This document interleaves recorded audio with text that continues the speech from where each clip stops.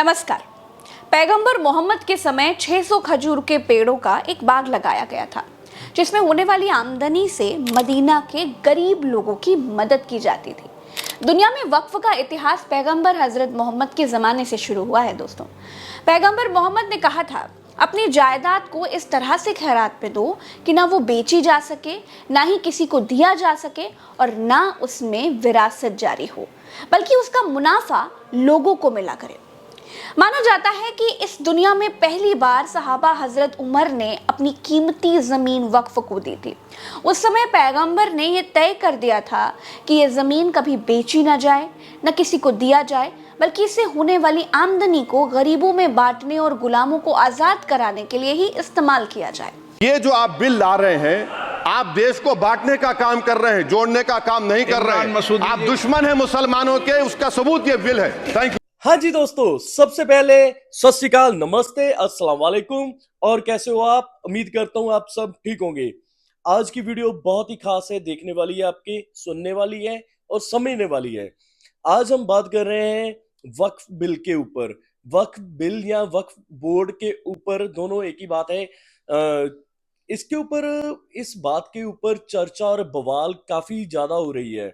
वक्फ bill के काम को भी चेंज कर रहे हैं और नाम को भी चेंज कर रहे हैं। वक्फ का नाम चेंज करके जो मोदी सरकार है, एनडीए सरकार है, क्योंकि बीजेपी की सरकार तो चलिए इस बार बनी नहीं है, एनडीए की सरकार है, तो एनडीए की सरकार या फिर मोदी जी हम बोल सकते हैं, चेंज करके इसका शॉर्ट फॉर्म उम्मीद रख रहे हैं। उम्मीद इसका शॉर्ट फॉर्म नेम है। जो फुल नेम है वो काफी बड़ा है और ये स्क्रीन के ऊपर आप देख रहे हैं इसकी फुल फॉर्म। वक्फ एक्ट 1995 का नाम चेंज करने के बाद ये रखा जा रहा है और इसका शॉर्ट फॉर्म उम्मीद है। तो इसके ऊपर काफी बवाल और काफी ज्यादा चर्चा हो रही है। इसकी डिटेल आज हम देखेंगे कि वक्फ का मतलब क्या है, मीनिंग क्या है और इसके काम क्या है। वक्फ बिल के जरिए टारगेट पर हैं मुसलमान। आखिरकार इस नए बिल के कानून में होगा क्या? देश की धाकड़ पत्रकार, जिनको मैं प्यार से दीदी बुलाता हूं और ये मेरी फेवरेट भी हैं, प्रज्ञा मिश्रा जी की जुबानी इसको आसान शब्दों में समझेंगे आज हम। अगर आप मुझसे पूछते हैं कि मैं आसान शब्दों में आपको बताऊं तो मैं यही कहूंगा कि अल्लाह के नाम की जमीन को, जिनमें मस्जिद, मदरसा और कब्रिस्तान शामिल हैं, मदरसा का मतलब होता है पाठशाला हिंदी में, इनकी जमीनों को ये अपने काले कारोबार में शामिल करना चाहते हैं या फिर बोल सकते हैं तब्दील करना चाहते हैं। वक्फ की जमीनों के ऊपर सबसे ज्यादा कब्जे ये सरकार ही किए बैठी है। हम इसके सख्त खिलाफ थे, हैं और रहेंगे। ये मौजूदा सरकार सबसे पहले लोगों को ये दिखाती है कि हम जो भी कर रहे हैं वो लोकहित में है, मगर जब वो चीज पास हो जाती है, लागू हो जाती है, तो उसी को लोगों के खिलाफ ये यूज करते हैं।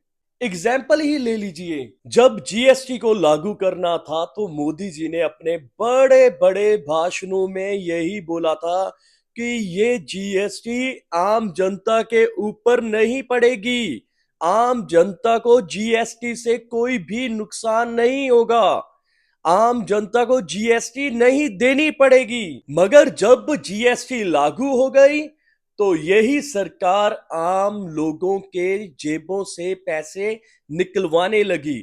आप खुद ही देख लीजिए, कोई भी चीज लेते हो तो दुकानदार को पे नहीं करनी पड़ती, हम ही अपनी जेब से देकर आते हैं दुकानदार को, और वो दुकानदार के पास भी नहीं रहती, वो जाती है सीधा सीधा सरकार की जेब में। इसमें दुकानदार भी मजबूर है और लोग भी मजबूर हैं, फायदा हो रहा है सिर्फ सरकार का।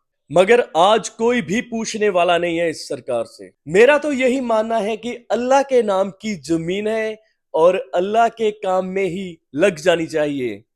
चाहे उसके ऊपर कोई यतीम खाना खुले, चाहे मस्जिद खुले, चाहे मदरसा खुले या फिर कोई कब्रिस्तान बने। चलिए आज की वीडियो शुरू करते हैं, वीडियो को पूरा देखिएगा अगर आप ये वक्फ बिल या वक्फ बोर्ड के बारे में सब कुछ जानना चाहते हैं तो। वक्फ कोई भी चल या फिर अचल संपत्ति हो सकती है जिसे इस्लाम को मानने वाले व्यक्ति अल्लाह के नाम पर या धार्मिक मकसद या फिर परोपकार के मकसद से दान कर सकता है। ये संपत्ति भलाई के मकसद से समाज के लिए दी जाती है और अल्लाह के सिवा इसका कोई मालिक नहीं हो सकता है।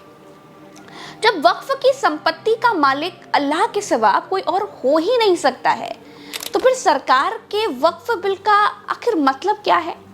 सरकार का कहना है कि देश के ज्यादातर वक्फ बोर्डों पर माफिया लोगों का कब्जा है। इसमें भी कई ऐसा नेता है जो मुझे आके कहा है कि देश में जितना स्टेट वक्फ बोर्ड है सब माफिया लोगों ने कब्जा कर लिया है। वक्फ कानून का नाम बदलकर भारतीय जनता पार्टी सरकार ने एकीकृत वक्फ प्रबंधन, सशक्तिकरण, दक्षता और विकास अधिनियम कर दिया है।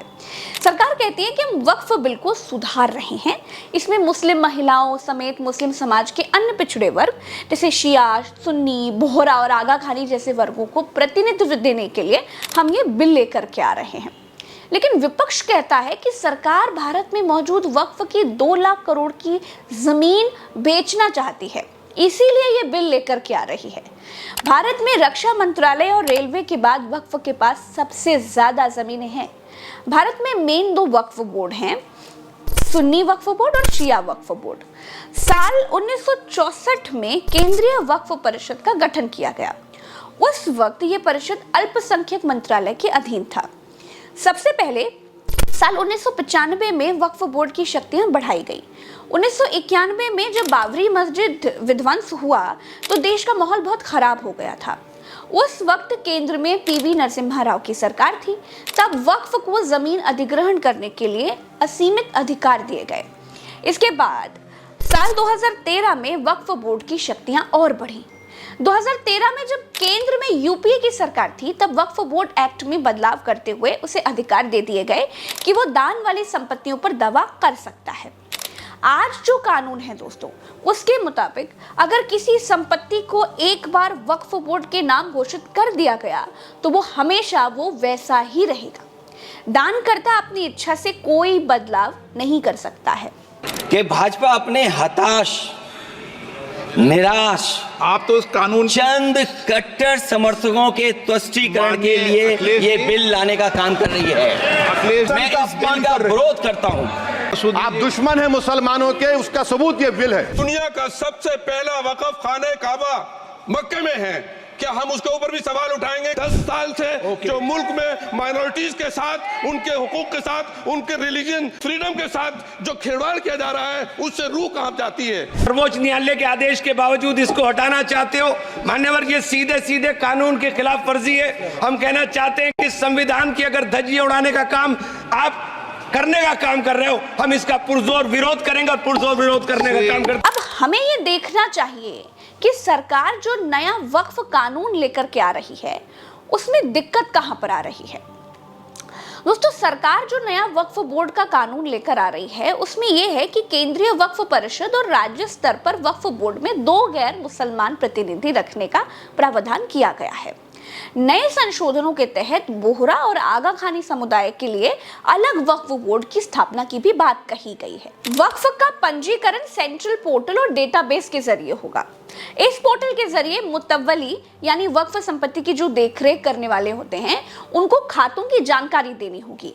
इसी के साथ सालाना 5,000 रुपए से कम आय वाली संपत्ति के लिए मुतव्वली की ओर से वक्फ बोर्ड को दी जाने वाली राशि को भी 7% से घटाकर 5% कर दिया गया है। अतिरिक्त कमिश्नर के पास मौजूद वक्फ की जमीन का सर्वे करने के अधिकार को वापस लेकर यह जिम्मेदारी जिला कलेक्टर या डिप्टी कमिश्नर को दे दी जाएगी। किसी संपत्ति के वक्फ के तहत आने या फिर ना आने का फैसला लेने का वक्फ बोर्ड का जो अधिकार है वो भी वापस ले लिया गया है। नए प्रस्ताव के मुताबिक मौजूद 3 सदस्यों वाली वक्फ ट्रिब्यूनल को भी 2 सदस्यों तक सीमित कर दिया गया है। लेकिन इस ट्रिब्यूनल के फैसले को अंतिम नहीं माना जाएगा और 90 दिन के भीतर ट्रिब्यूनल के फैसले को हाई कोर्ट में चुनौती भी दी जा सकती है। जिन लोगों ने वक्फ की जमीन पर अतिक्रमण किया है या फिर 12 साल से अधिक वक्त से कब्जा कर रखा है वे इस संशोधन के आधार पर मालिक भी बन सकते हैं। अब सरकार के इस बिल में दिक्कत ये आ रही है दोस्तों कि अगर ये कानून बन गया तो वक्फ की संपत्तियों में भारी भरकम कमी आ जाएगी। क्यों? क्योंकि 99% वक्फ संपत्तियों पर अवैध कब्जे हैं। देश के कई हिस्सों में वक्फ की संपत्तियों पर अतिक्रमण करने वाले, खासतौर पर पंजाब और हरियाणा में अवैध रूप से कब्जाई गई हजारों एकड़ संपत्तियों के मालिक बन जाएंगे। मुकेश अंबानी साहब ने जिस जमीन पर अपना घर एंटालिया जो बनाया है ना, वो भी वक्फ की जमीन है और उनका भी उस जमीन पर 12 साल से ज्यादा का कब्जा है, जिसका केस अदालत में था। अब वो जमीन भी ऑटोमेटिकली उनकी हो जाएगी। इस बदलाव में रियल एस्टेट उद्योग और यहाँ तक कि ऐसी जमीनों पर कब्जा करने वाले बहुत से बड़े कारोबारियों को भी फायदा होगा। ऐसा लगता है दोस्तों कि इन संशोधनों के पीछे एकमात्र मकसद ही यही है। सरकार के इस बिल का फायदा ये है कि वक्फ बोर्ड में भ्रष्टाचार पर थोड़ी लगाम जरूर लगेगी, लेकिन जब जमीनें ही नहीं होंगी तो भ्रष्टाचार कहाँ होगा, ये भी एक बात है। खैर, अब दूसरी बात यह है दोस्तों कि विपक्ष जो आरोप लगा रहा है कि इस बिल की आड़ में वक्फ की जमीनें बेचने का इंतजाम किया जा रहा है, उसमें भी दम हो सकता है, क्योंकि देश में मौजूदा शत्रु संपत्ति यानी जिन संपत्तियों के मालिक पाकिस्तान चले गए थे, उन संपत्तियों को गृह मंत्रालय धड़ल्ले से बेच रहा है।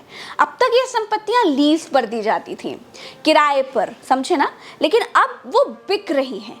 ये देखिए, ये शत्रु संपत्ति बेचने का विज्ञापन और ये शत्रु संपत्ति की रेट लिस्ट है। बोली लगाइए और जमीन लेकर जाइए। सैकड़ों शत्रु संपत्तियों की नीलामी हो चुकी है। नीलामी में भाग कौन ले रहा है बताइए? ये शत्रु संपत्तियां कौन खरीद रहा है? गरीब आदमी तो खरीद नहीं रहा है, या फिर पिछड़े दलित मुसलमान तो खरीद नहीं पा रहे हैं। जमीन की सच्चाई ये है कि तहसीलों के नायब, तहसीलदार, लेखपाल अपने धन्ना सेठ क्लाइंटों को सरकारी जमीन दिखा रहे हैं और बिचवा रहे हैं और कमीशन खा रहे हैं। कहने को नीलामी ऑनलाइन है, लेकिन ये भीतर की बातें आपको कहीं और नहीं मिलेगी। दरअसल दोस्तों, मसला यह है कि सरकार कंपनियां बेचने से कहीं आगे बढ़ चुकी है। उत्तर प्रदेश में भी अभी नाजुल की जमीन वाला विधेयक लाया गया, लेकिन बीजेपी के अपने लोगों ने विरोध करके विधेयक गिरा दिया। दोस्तों, सरकार को इस समय ना पैसा चाहिए, मनी मनी। टॉप 3 इकोनॉमी में पहुंचना है भाई, वो कैसे पहुंचेंगे? जमीनें बेचकर पहुंच सकते हैं। खैर दोस्तों, क्रोनोलॉजी समझेंगे तो फिर आपको समझ में आएगा कि सरकार जब से आई है तब से मुस्लिम समाज की बुराइयों को दूर करने के नाम पर मसीहा बनने की कोशिश बड़ा कर रही है। चाहे वो सीए हो, चाहे वो एनआरसी हो, चाहे 3 तलाक हो, और अब वक्फ बिल। दरअसल इसे चौराहे की चर्चा के मुताबिक चूड़ी टाइट करना कहते हैं। मुस्लिमों की चूड़ी टाइट होगी ना तो बीजेपी का हिंदू वोटर भी खुश हो जाएगा, और ये सब बीजेपी के हिंदू वोटरों के मनोरंजन के लिए हो रहा है, ऐसा कहा जा रहा है। वक्फ बोर्ड की तरह ही हिंदू श्राइन बोर्ड भी है। एक नहीं, तमाम श्राइन बोर्ड हैं हिंदू धर्म में। तमाम मंदिरों के पास अरबों की दौलत है। वैष्णो देवी श्राइन बोर्ड है, पूर्णागिरी श्राइन बोर्ड है, तिरुपति बालाजी का श्राइन बोर्ड है, पद्मनाभम जैसे बीसीओ श्राइन बोर्ड हैं जो मंदिर के नाम पर पैरेलल सरकारें चलाते हैं। क्या उनको सरकारी सिस्टम में लाकर रेगुलेट करने की हिम्मत है सरकार की? नो, सरकार बहुमत में नहीं है, लेकिन सरकार को समर्थन करने वाली नीतीश और नायडू की पार्टियों में रीढ़ की हड्डी ही नहीं है। इसीलिए वक्फ कानून बिल बन जाएगा ही, और वक्फ की संपत्तियां जो अब तक बची हुई थी वो शायद अब नहीं बचेंगी। विपक्ष के मुताबिक विकास की राह में सबको कुर्बान होना पड़ेगा। इस वीडियो में इतना ही। आशा करती हूँ कि आपको सब कुछ आसान भाषा में समझ में आ गया होगा। मुझे दीजिए इजाजत। राम राम वसलाम, जय हिंद। हाँ जी दोस्तों, तो कैसी लगी ये वीडियो? प्रज्ञा मिश्रा जी ने बहुत ही अच्छे से समझाई सारी बात। उम्मीद है आपको भी समझ आई होगी।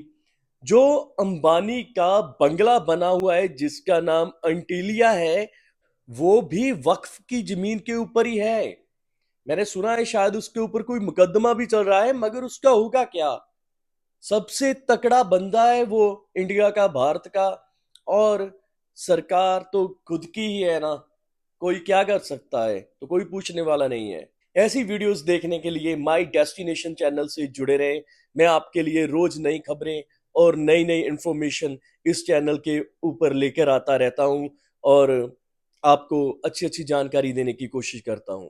तो अभी तक अगर सब्सक्राइब नहीं किया तो प्लीज सब्सक्राइब जरूर कर लीजिएगा, वीडियो को लाइक कीजिएगा, शेयर कीजिएगा। तो मिलते हैं अगली वीडियो में, तब तक के लिए सभी को सत श्री अकाल, नमस्ते, अस्सलाम वालेकुम, बाय बाय।